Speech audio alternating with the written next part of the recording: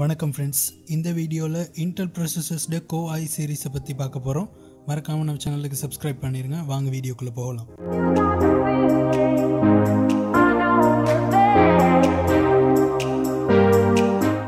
பொதுவாக ஒரு ப்ராசஸர் வாங்குகிற நேரம் கவனிக்க வேண்டிய விஷயம்னா அதில் எத்தனை கோர்ஸ் இருக்குது, அதோட கேஷ் சைஸ் எவ்வளோ, மற்றது அதோட ஸ்பீட் எவ்வளோன்னு தான். இந்த டீட்டெயில்ஸை மட்டுமே வச்சு ப்ராசஸர்ஸ்க்கு நேம் கொடுக்க நினச்சாலும் இன்டெல் கம்பெனிக்கு வந்து ஆரம்பத்தில் இதனால நிறையா பிரச்சனை வந்துச்சு.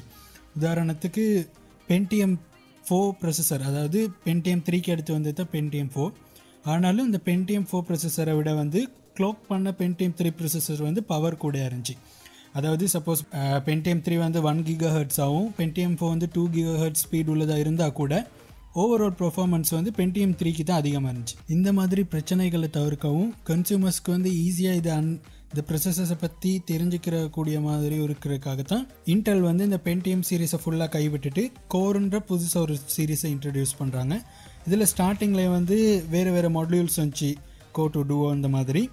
ஆனால் இப்போ வரைக்கும் ஸ்டேபிளாக வந்து இந்த Core i சீரீஸ் வந்துருக்கு, i3, i5, i7, இப்போ லேட்டஸ்ட்டாக வந்திருக்கு i9. Core i3 ப்ராசஸரில் வந்து 2 கோர்ஸ் இருக்குது, அதோடு சேர்த்து ஹைப்பர் த்ரெடிங் ஃபீச்சரும் இருக்குது. ஸோ இதில் வந்து ஹைப்பர் த்ரெடிங் ஃபீச்சர் வந்து இன்னும் 2 கோரை ஆக்ட் பண்ணுது. அப்போ டோட்டலாக பார்த்தா ஆல்மோஸ்ட் 4 கோர்ஸ் மாதிரி தான் இருக்குது. இதில் வந்து ஸ்மாலாக கேஷ் இருக்குது, ஆனால் இது வந்து பவர் கன்சியூமிங் ரொம்பவே குறைவு. அதனால தான் லேப்டாப்ஸ்லாம் அதிகமாகவே வந்து i3 ப்ராசஸர்ஸை யூஸ் பண்ணுறாங்க. ஆனாலும் i5 விட இதில் பெர்ஃபார்மன்ஸும் குறைவு, அதே மாதிரி ப்ரைஸும் வந்து i5 அளவு இல்லை. இருந்தும் i3 ப்ராசஸர்ஸ் வந்து ஒரு சாலிட் பர்ஃபார்மன்ஸை கொடுக்கக்கூடியது. Advance task, multitasking, office works, basic gaming, இந்த மாதிரி எல்லா நீட்ஸுக்குமே வந்து i3 ப்ராசஸர்ஸை தாராளமாக யூஸ் பண்ணலாம். i5 ப்ராசஸர்ஸில் வந்து 4 கோர்ஸ் இருக்குது, ஆனால் ஹைப்பர் த்ரெடிங் இல்லை. லேப்டாப்ஸில் வந்து பொதுவாக 2 கோர்ஸும் ஹைப்பர் த்ரெடிங்கும் இருக்குது. இதனால் இந்த ஹைப்பர் த்ரெடிங்கோடு சேர்த்து இது வந்து 4 கோர் உள்ள ப்ராசஸர் மாதிரி தான் ஆக்ட் பண்ணுது. இதில் வந்து இம்ப்ரூவ்ட் ஆன்போர்ட் கிராஃபிக்ஸ் இருக்குது. அதே மாதிரி டர்போ பூஸ்ட்ன்ற ஒரு புது ஃபீச்சரை இன்ட்ரடியூஸ் பண்ணுறாங்க. அதாவது சில டைம்ஸ் நீங்கள் வந்து அட்வான்ஸ்டான ஏதாச்சும் சாஃப்ட்வேர்ஸ் யூஸ் பண்ணுறீங்கன்னா, இல்லாட்டி கேம்ஸ் விளையாடுறீங்கன்னா சில சந்தர்ப்பங்களில் வந்து எக்ஸ்ட்ரா பவர் தேவை. உதாரணத்துக்கு ரெண்டர் பண்ணுற நேரமோ, இல்லாட்டி 3D camera tracking, 3D objects இல்லாட்டி எலிமெண்ட்ஸ் வச்சு ஒர்க் பண்ணுற நேரம்லாம் அதிகமான பெர்ஃபார்மன்ஸ் தேவைப்படுது. இந்த டைம் வந்து i5 ப்ராசஸர்ஸால் வந்து ஒரு குறிப்பிட்ட நேரத்துக்கு எக்ஸ்ட்ரா பவரை கொடுக்கக்கூடிய டேலண்ட் இருக்குது.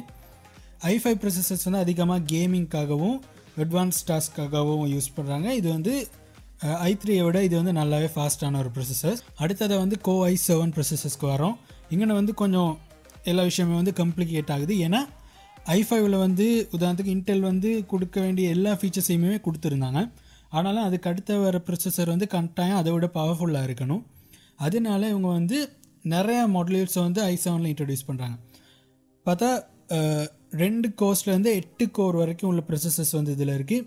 அதே மாதிரி 2 மெமரி ஸ்டிக்ஸ்லேருந்து மேக்ஸிமம் 8 மெமரி ஸ்டிக்ஸ் வரைக்கும் இதுக்கு நீங்கள் அட்டாச் பண்ணலாம். அதே மாதிரி 10 வாட்ஸ் தொடக்கம் 130 வாட்ஸ் TDPI வந்து இதில் கொடுத்துருக்காங்க. இதுக்கான காரணம் என்னென்னா, நாங்கள் வந்து இப்போ வந்து டெக்னாலஜி அதிகமாக யூஸ் பண்ணுறதுனால சில பேருக்கு வந்து ஒரு வித்தியாசமான பவரில் ஒரு கம்ப்யூட்டர் தேவைப்படும். சில அட்வான்ஸ்ட் ஒர்க்கர்ஸாக இருக்கட்டும், இல்லாட்டி ஹார்ட்கோர் வீடியோ எடிட்டிங் செய்கிறவங்க, அந்த மாதிரி தேவைகளுக்கு தான் வந்து அவங்களுக்கு தேவையான மாதிரி இந்த கம்ப்யூட்டர்ஸை டிசைன் பண்ணக்கூடிய மாதிரி இருக்கணுன்றதுக்காக இவங்க வந்து இந்த மாதிரி வித்தியாசமான ஃபீச்சர்ஸ் கொடுத்துருந்தாங்க.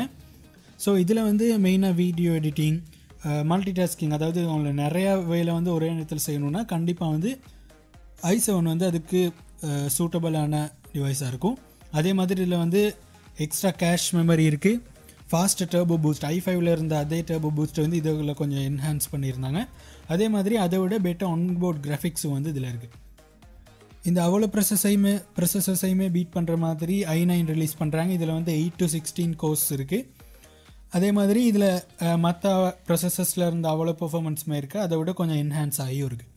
ஸோ இதில் பார்த்தீங்கன்னா உங்களுக்கு விளங்கும், இந்த i3 i5ன்றதுக்கும் அதில் பெர்ஃபார்மன்ஸ்க்கு எந்த ஒரு தொடர்பும் இல்லை. உதாரணத்துக்கு இப்போ i3ல் வந்து 3 கோர்ஸும், i5ல் 5 கோர்ஸ், i7ல் 7 கோர்ஸ் அப்படி இருந்திருந்தால் வந்து இந்த பேருக்கும் அந்த பெர்ஃபார்மன்ஸ்க்கும் ஏதாச்சும் தொடர்பு இருக்குதுன்னு சொல்லலாம். ஆனால் ஓவராலாக பார்த்தா அந்த மாதிரி எந்த ஒரு கனெக்ஷனும் இல்லை. இது வந்து பொதுவாக அவங்க வந்து அந்த ப்ராசஸர்ஸ்க்கு கொடுத்த நேம்ஸ் மட்டும்தான். ஆனால் உங்களுக்கு தெரியும், ஒரு ப்ராசஸர் i3னா அதுக்கு பிறகு ஒரு 4 டிஜிட் நம்பர் ஒன்றும், சில வேளை ஒரு இங்கிலீஷ் லெட்டரும் இருக்கும். இதுக்கு வந்து மீனிங்ஸ் இருக்குது. உதாரணத்துக்கு i5 5300னா அந்த 5300 உள்ள அந்த 5 வந்து அந்த ப்ரொசஸரோட ஜெனரேஷனை குறிக்கிறதா இருக்கும் பொதுவாக.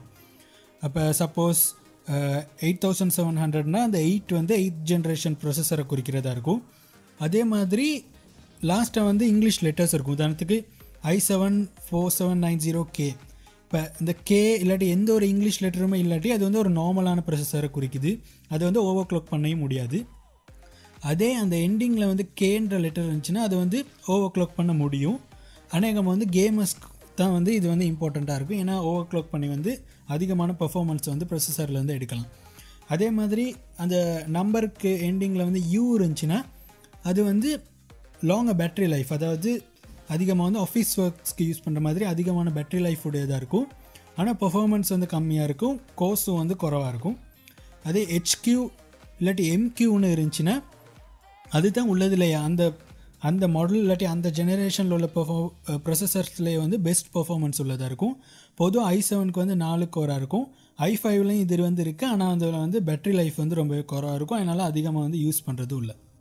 ஸோ இதில் இந்த கோஐ ப்ரொசஸர் ஃபேமிலியை பற்றி உங்களுக்கு ஒரு எக்ஸ்ப்ளனேஷன் கிடச்சிருக்குன்னு நினைக்கிறேன். இதை விட அட்வான்ஸ்டான டீட்டெயில்ஸ் எல்லாமே இன்டெல் அஃபிஷியல் சைட்டில் இருக்குது. அந்த பேஜுக்கான லிங்க்கை நான் டிஸ்கிரிப்ஷனில் லிங்க் பண்ணுறேன். ஸோ மறக்காமல் நம்ம சேனலுக்கு சப்ஸ்கிரைப் பண்ணிடுங்க. இந்த வீடியோ ஹெல்ப்ஃபுல்லாக இருந்துச்சுன்னா ஒரு லைக் பண்ணுங்கள். உங்களுக்கு எப்படி என்னமாச்சும் வேறு தெரிஞ்சிருக்கிற தேவையான விஷயங்கள் இருந்துச்சுன்னா கமெண்ட் பண்ணுங்கள். அடுத்த வீடியோவில் சந்திப்போம்.